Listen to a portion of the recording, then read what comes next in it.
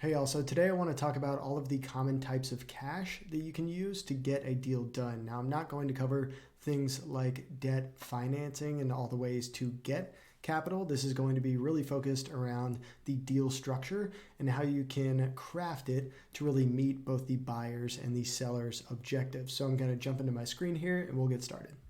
All right, so the first type of cash that you can use to get deals done is obviously cash at close. This is the lump sum payment that you're going to wire the seller on the day of close. Now, this is going to be probably the most common type of cash that you can use to get a deal done because for the large majority of deals, they are all cash. It's part of the offer for nearly every single deal structure out there. There's going to be some portion of the payment that is going to be upfront on day of close. Now, this is going to be, like I mentioned, a pretty high percentage of the deal, or 100% of the total deal value, especially for sellers that are exiting the business. So if they're not sticking around, they probably want to take all their chips off the table. So it's going to be in their best interest to have pretty much all of that payment or most of it on the day that the deal closes. And then on the opposite end of the spectrum, it may be a smaller percentage of the deal for sellers who are sticking around, or just for deals that require a lot of different types of cash to get it over the finish line. Outside of cash at close, there are a few other types of cash that you can use to structure a deal. And the first is deferred cash, or what's often called a seller's note. This is essentially a series of debt payments that are going to be post-close over a set period of time. So a year, 2 years, 3 years post-sale. Those are going to be both principal and interest payments that are given to the seller.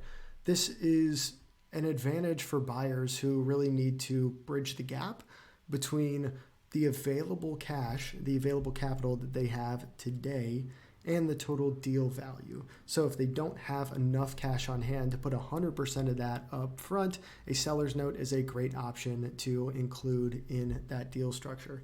It also adds just financing flexibility for them, and then oftentimes can increase the likelihood of close because they're able to meet a number that is closer to the seller's expectations in terms of total value.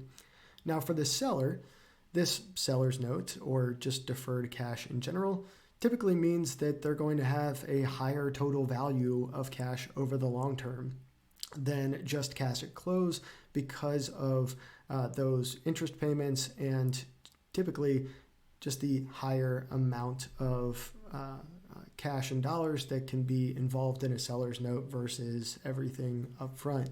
Now, a couple of things potentially on the downside for seller's notes is that they are unsecured. So if the business that buys whatever assets that they are acquiring goes belly up, there's a potential that those seller's notes can go unpaid if they don't have the collateral and everything like that to essentially cover those expenses. But it typically is a safer option in terms of deferred cash, but with a slightly lower upside than something like an earnout, which is very popular in the M&A world as well. So speaking of earnouts, those are similar to deferred cash or a seller's note, but they are dependent on the performance of the business over a set period of time. So you have certain KPIs or revenue or financial targets that you're looking to hit. Whatever those are set out as during as part of the deal, and there are financial payouts for the seller at those different points in time when you hit those goals. So these have similar advantages to other types of deferred cash in that they help bridge gaps for the buyer that has or that needs extra financing between the cash on hand that they have and the total deal value, and obviously adds financing flexibility. And this also hedges some downside risk of acquiring the business if it is significantly underperforming directly post-close. So depending on what they find in due diligence, if there's potentially some risk that they see within the business that they need to have more guarantees on or hedges on in order for them to feel comfortable acquiring the business, an earnout is a common piece of the deal structure that they may want to put into that acquisition target. Typically, earnouts are going to have bigger upside than a seller's note for the seller, just because there are KPIs or goals that they are looking to go out and hit. And typically, if they hit those, that means that the business is doing real well, and that the buyer is willing to pay out an even larger sum than a seller's note or initial cash on hand, because that return has been met for whatever goals that they have for the business. So typically I find that this is pretty common in deals where there are key players from the seller that need to stick around to help the business transition or to help just really execute on the growth plan for the business. And if they have a lot of institutional knowledge as well, that can be a key component of getting the deal done. And then the last common type of cash that I will go over in this video is equity stake. So this is essentially an ownership percentage in the business that the seller can have as part of the deal. Now this can be structured in a few different ways.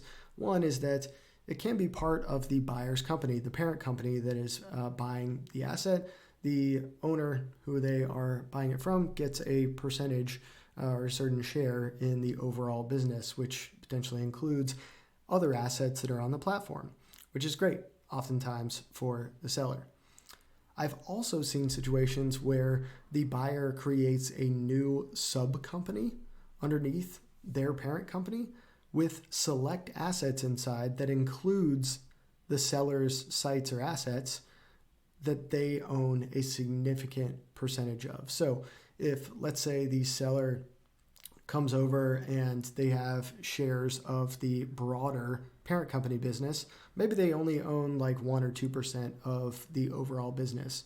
But by creating a sub company that includes just the seller's assets and maybe a few other things, maybe that ownership percentage shifts to 15, 20, 25%, where they have a lot more skin in the game and potentially have a very significant role within that section of the organization, and their performance really determines what the fate of that business is going to be.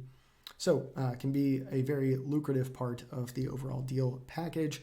This can also come in the form of stock options for public companies as well, and definitely highest risk but also highest reward type of cash that you can potentially have in a deal.